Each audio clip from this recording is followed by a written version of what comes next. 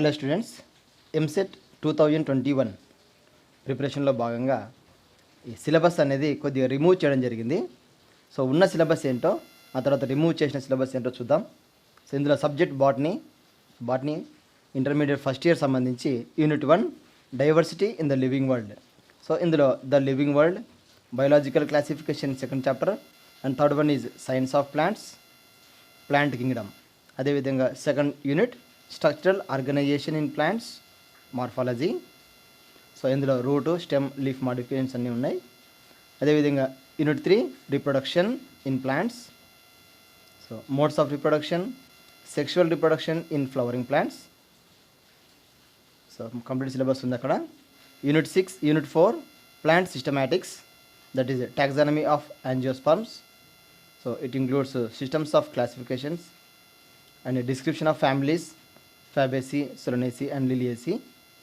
Unit 5 cell structure and function.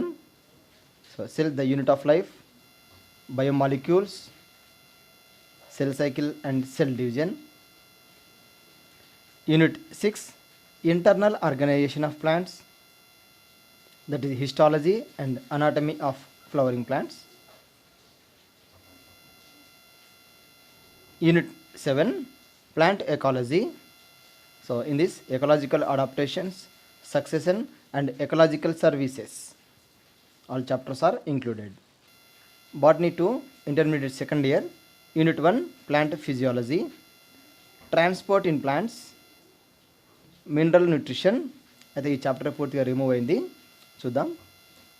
Chapter 3 enzymes, photosynthesis in higher plants, respiration of plants, plant growth and development. Unit 2 microbiology, bacteria, viruses. Unit 3 genetics, principle of inheritance and variation.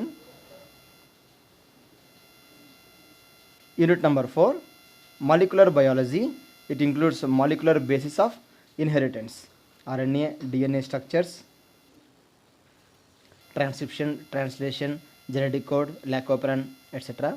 Unit 5 biotechnology, it includes principles and processes of biotechnology and its applications.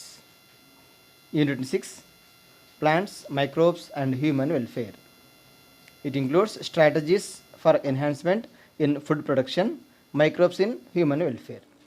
So ఇదంతా కూడా syllabus.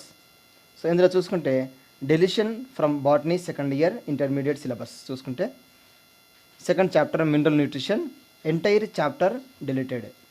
So mineral nutrition కంప్లీట్గా delete చేయబడింది.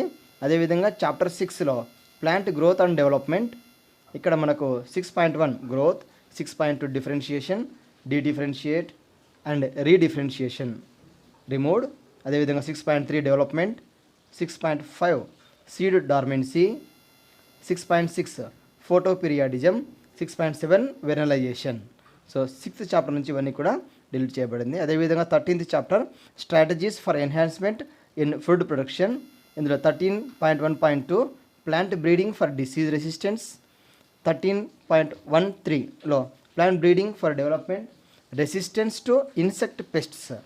So ఇది కూడా remove చేయబడింది. 13.14లో plant breeding for improve feed quality, 13.2లో single cell proteins, SSCP. So it is the deletion from botany second year intermediate syllabus. Telugu medium సంబంధించి సెకండ్ ఇయర్ బాటనీ నుంచి తొలగించబడిన పాఠ్యాంశాలు చూద్దాం. రెండవ చాప్టర్ ఖనిజ పోషణను పూర్తిగా రిమూవ్ చేశారు.